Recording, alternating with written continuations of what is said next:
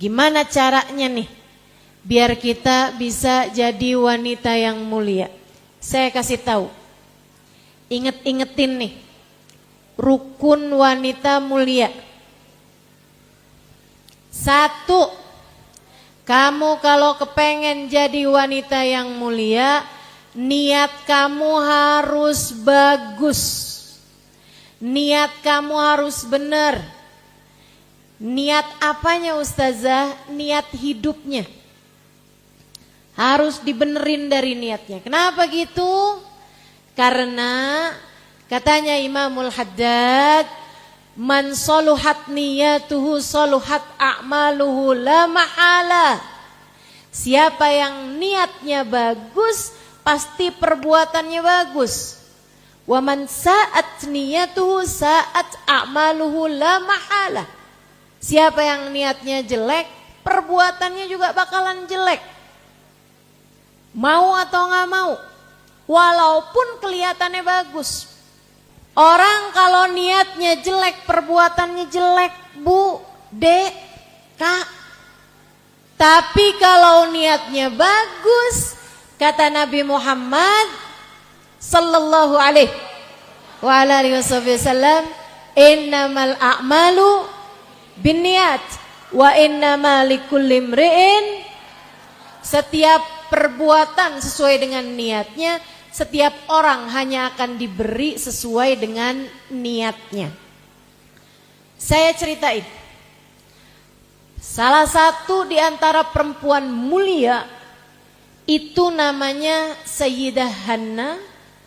Kemudian punya anak wanita, 1 dari 4 wanita paling mulia, ratu-ratunya surga.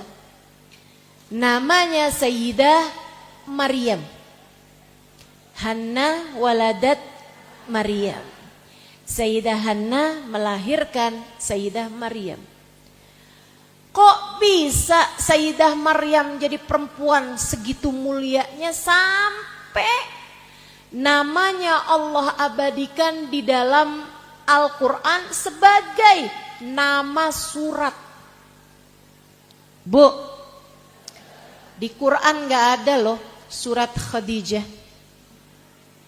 gak ada surat Fatimah, apalagi surat Halimah. Tapi di Quran ada surat Maryam. Kok bisa sampai segitu mulianya Sayyidah Maryam? Salah satu sebabnya adalah karena ibunya waktu mengandung Sayyidah Maryam punya niat yang sangat mulia. Allah Subhanahu wa taala ceritakan dalam Al-Qur'an, A'udzubillahi minasyaitonirrajim. Di surat Ali Imran ayat 35. Idz qalat imra'atu Imran, Rabbi inni nazartu laka ma fi batni muharraran fataqabbal minni.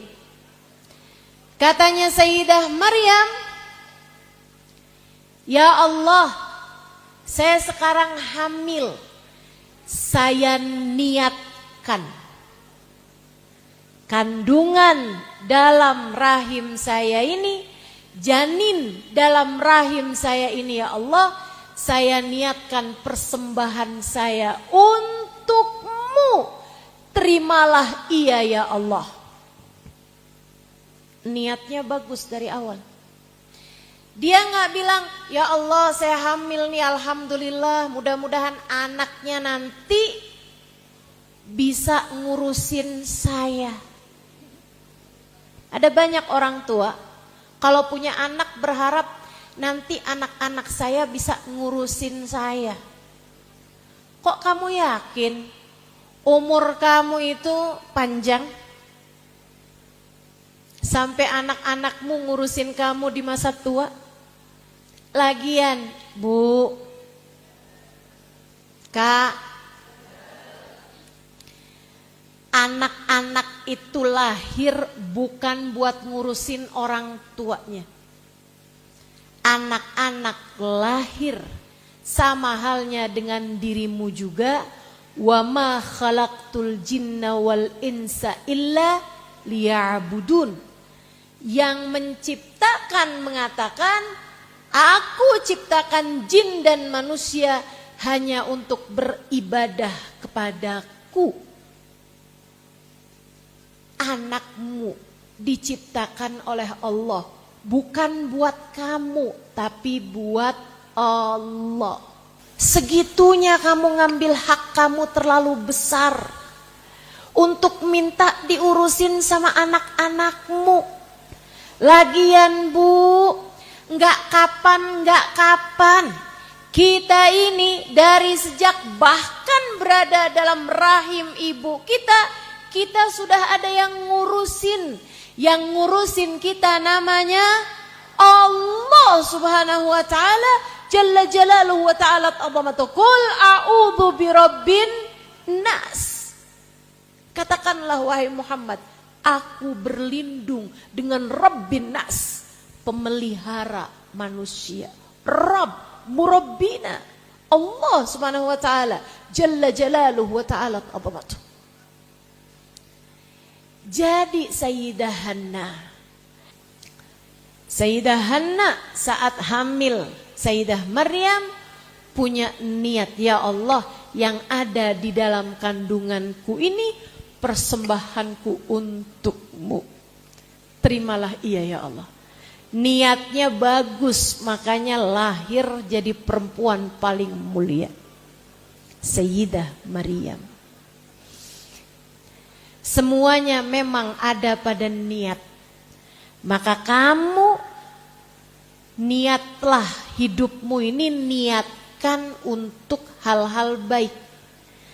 Niatkan untuk Allah Subhanahu wa taala jalla jalaluhu wa ta'ala azamatu. Adik-adik yang pengen nikah, Dek, kalau nikah niatkan nikahmu untuk Allah. Jangan sekedar nikah saya biar nggak nyinyirin tetangga. Nikah saya tahun ini harus nikah. Biar sebelum bulan suci Ramadan saya udah punya pasangan. Kalau lebaran nggak ditanya kapan nikah. Biar kalau bulan puasa saya bisa berbuka dengan yang manis. Bukan begitu niatnya. Enggak gitu niatnya. Saya harus nikah. Atau orang tua nih, ada yang suka ngomong sama anaknya, kamu nak harus cepet nikah. Sebagai perempuan nih, kamu anak perempuan mesti cepet-cepetan nikah. Biar kamu enggak jadi beban keluarga. Dek, kamu enggak pernah jadi beban keluarga. Dari sejak kamu lahir yang ngasih nafkah kamu itu bukan orang tuamu. Pemberi rejeki sesungguhnya adalah Allah Subhanahu wa ta'ala jalla jalaluhu wa ta'ala. Jadi jangan nikah hanya biar enggak dinyinyirin orang. Jangan nikah hanya agar tidak menjadi beban keluarga. Menikahlah karena Allah. Allah perintahkan kita buat menikah, kita pun nikah. Nabi Muhammad perintahkan kita buat nikah, kita pun nikah. Melaksanakan kehidupan. Menjadi sunnahnya baginda kita Nabi besar Muhammad sallallahu alaihi wasallam. Kalau kemudian kamu hamil, sesudahnya kemudian kamu melahirkan, niatkan anakmu buat Allah, membesarkan mereka, menyusui mereka, mendidik mereka, menyayangi mereka hanya untuk Allah Subhanahu wa taala jalla jalaluhu wa ta'ala azamatuh. Jangan kebanyakan mengenalkan dirimu kepada anak-anakmu yang nurut sama mama. Saya ini adalah ibumu. Kunci surgamu ada di bawah telapak kakiku. Kamu kalau nggak nurut, kamu adalah anak yang durhaka. Untung anakmu itu santun. Kalau nggak santun, saya adalah ibumu. Emang iya? Anak mana yang lupa bahwa kamu adalah ibunya? Nggak mungkin ada ceritanya lupa. Oh iya ya, kok saya lupa ya? Nggak mungkin. Anakmu nggak perlu terus-terusan dikenalkan siapa ibunya, siapa bapaknya. Mereka nggak akan lupa. Yang perlu kamu lakukan sebagai orang tua adalah mengenalkan anakmu kepada penciptanya. Namanya, saat mereka sakit, bilangin, "Nak, tidak ada yang dapat menyembuhkanmu selain." Saat mereka lagi sedih, kasih tahu, "Gak usah sedih, Nak. Apa yang terjadi adalah yang terbaik untukmu yang telah ditetapkan." Saat mereka meminta sesuatu kepadamu, kasih tahu, "Nak, tidak ada pemberi yang sesungguhnya selain." Kenalkan mereka kepada Allah Subhanahu wa taala. Niatkan anakmu itu buat Allah Subhanahu wa taala. Gak akan pernah kecewa apapun yang diniatkan buat Allah. Termasuk kamu, para istri. Kalau kamu sedang mengurusi suamimu, mengurusi rumah tangga, jangan niatin buat suami, jangan niatin buat anak.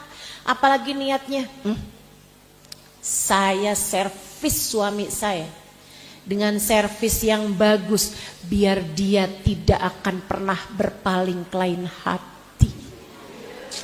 Kalau kamu meniatkannya seperti itu, tunggu aja, satu waktu nanti kamu akan dikecewakan oleh niatmu sendiri.